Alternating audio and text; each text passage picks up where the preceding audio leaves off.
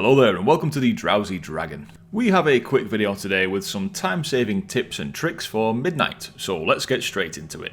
First up, we've got a travel tip. Now, the original tip here was to use the personal key to the Arcantina toy to get back to the Arcantina and then walk out of the door straight back to Silvermoon. That was the easiest way to get back to Silvermoon other than using your Hearthstone. However, this of course got fixed, so now it just takes you back to where you used the toy originally.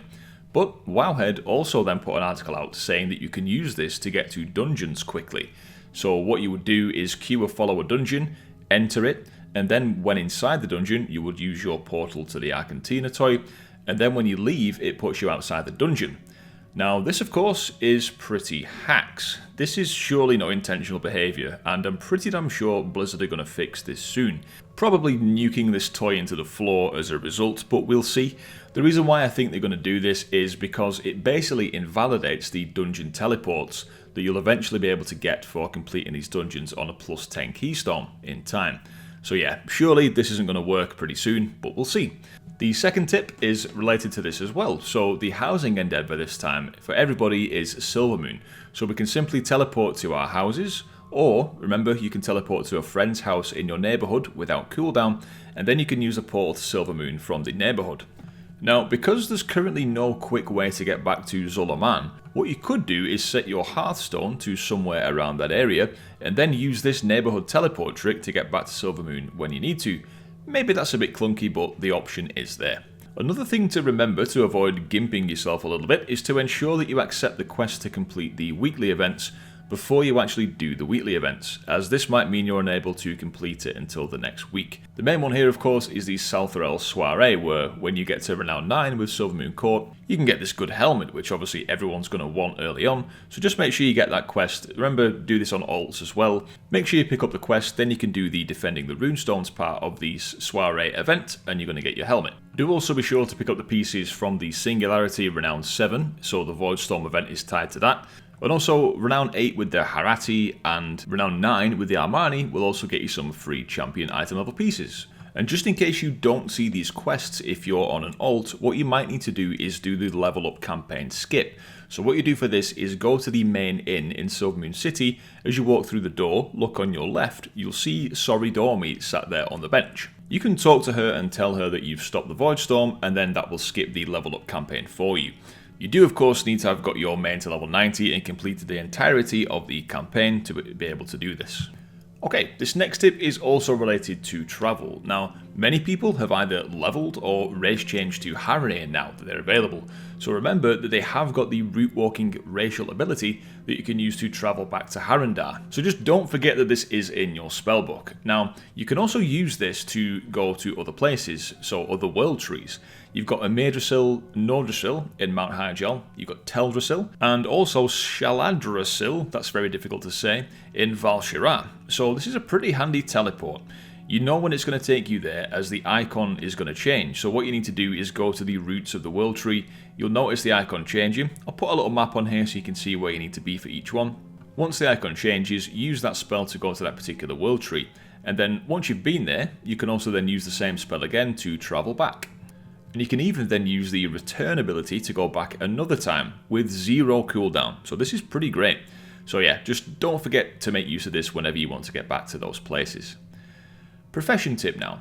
For anybody leveling professions, knowledge points are extremely valuable, especially at the start of the expansion. So don't forget that each week you can do these profession quests in Silvermoon. If you miss these, there is no way to catch up, by the way. But also, another guaranteed source of profession knowledge each week are the treatises you can make as a scribe, or by putting a work order into someone with the inscription skill. Now these aren't too expensive to make, so do make sure that you don't miss out on them. It is 1 per week per profession that you can use, so no need to buy hundreds of these, just get 1 per week on your crafting characters.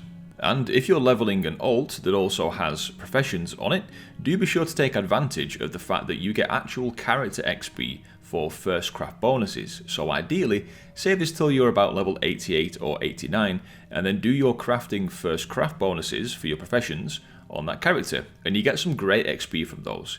You can stack this up with other XP bonuses as well, such as the Darkmoon Fur and War Mode. But the War Mode bit only works if you're not in a Sanctuary, which Silvermoon is of course. For leveling fishing, the easiest way to do this by far is to sit in Silvermoon at this pond in the middle and just grind it out all the way to 300.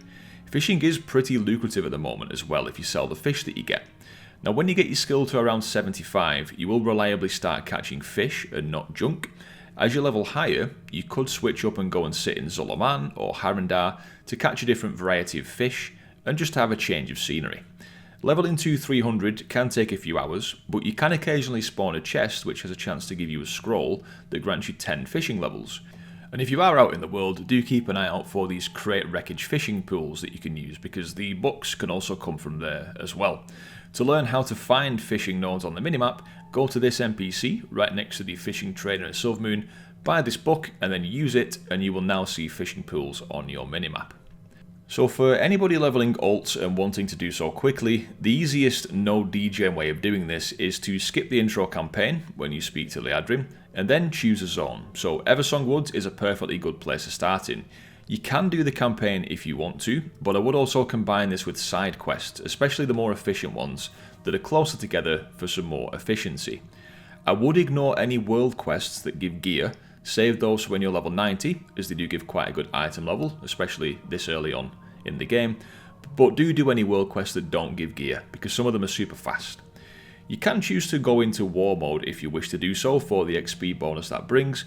I didn't, but that is just personal choice. And definitely the biggest tip is do each delve one time for the delve completion quest, but don't hand that in until later on.